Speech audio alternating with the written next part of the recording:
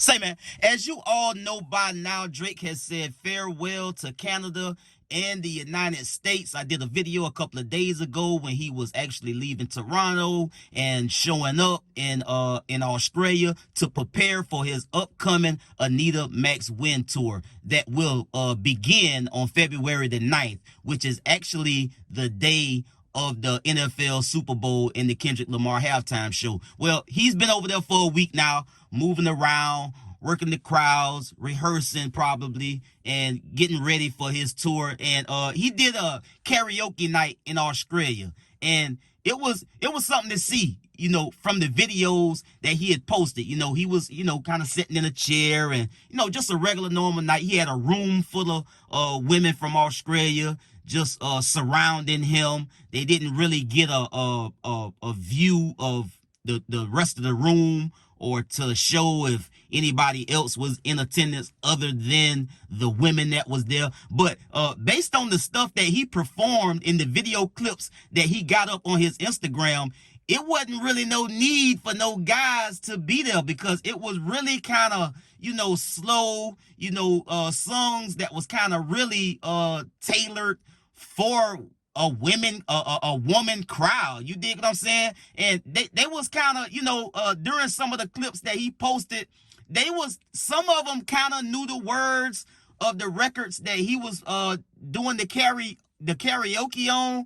But you can hear a lot of chatter in the background and people kind of just, you know, socializing as he's sitting in the chair on the stage, you know, doing the records, until Rich Baby Daddy came on. Now, when Rich Baby Daddy came on, the crowd went wild. Them women in there went ham, and everybody in the room knew that record word for word. So that is to say that, you know, a lot of them folks over there, you know, they like Drake. No doubt they gonna know a lot of the words to the records that he got on his set list. But just last night, just to keep in context, it wasn't really that type of crowd for all of the records that he got on his set list. That tour is probably gonna have more of a overall, you know, fan base of people that's more familiar with Drake records. Now, he had a room full of women in this karaoke night, so that's probably why he performed the records that he performed, sitting there on stage, because he had a crowd full of women. So he ain't really trying to go into his bag and do no records when he just, you know, having a drink, you know, being cordial, kind of, you know, a real intimate type setting with a room full of women. So we gonna be looking and see.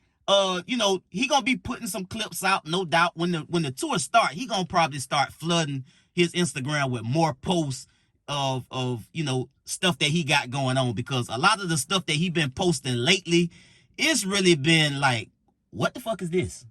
What the fuck is that? You dig what I'm saying?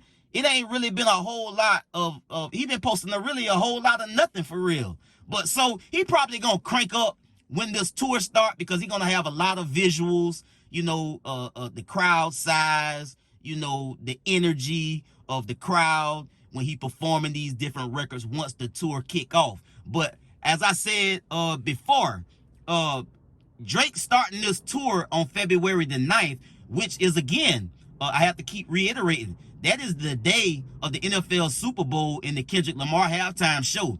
Him starting his tour on that day is not necessarily going to be trending over here in the United States. That tour is over there in Australia.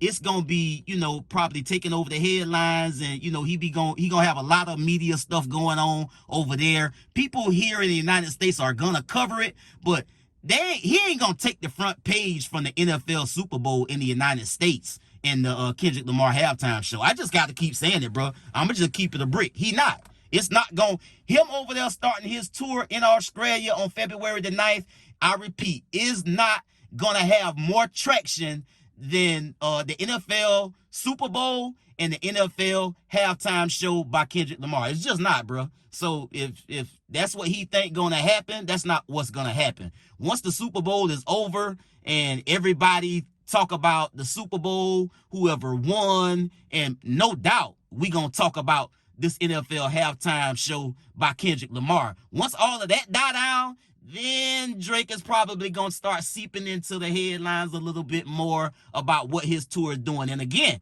Kendrick Lamar ain't going nowhere. He gonna have to deal with Kendrick Lamar at some point this year, because after Drake's Anita Max Win tour is over with, and he probably gonna drop an album. He keep talking about this album with him and Party Next Door. But after they do all of that, Kendrick tour is starting in April through June or July, I think. So he gonna have to deal with this situation with Kendrick Lamar. It ain't no ducking it, bro. And he gonna have a hard time trying to stay in the headlines or trying to, gain some type of ground in this situation that he left unresolved with Kendrick Lamar. Because once this tour start, we gonna be talking about that too, from April through the rest of the summer.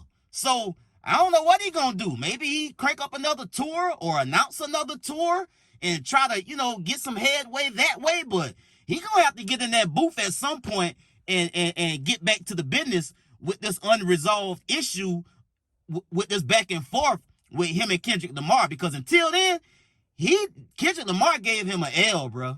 I mean, I think that's established at this point.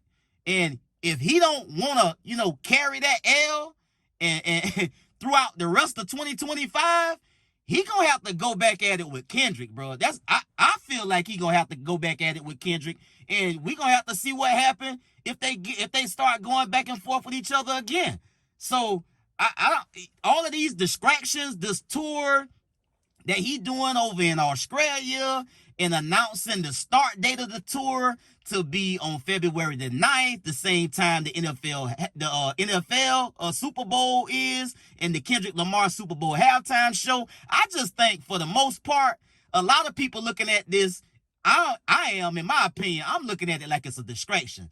The lawsuits, they're going back and forth, the defamation, trying to stop the song from getting played. It's not gonna stop the song from getting played. They already done said that Kendrick is preparing for the Super Bowl halftime show, which is in outside of a week, a little bit more over a week now before that actually takes place. So the record is gonna get performed, and so all of this stuff, to me, and having a tour over in Australia, he got a fan base over there. Okay, cool. He got to go over there and, do his thing and satisfy, the appetite of his fans over in Australia. But at the same time, for me, it's like, why you starting it on the same day as the Super Bowl halftime? That Kendrick Lamar, like, it just seemed like a distraction to me, bro. I don't know. Y'all tell me what y'all think. I'll get at y'all on the next one. Y'all be smooth. I'm out.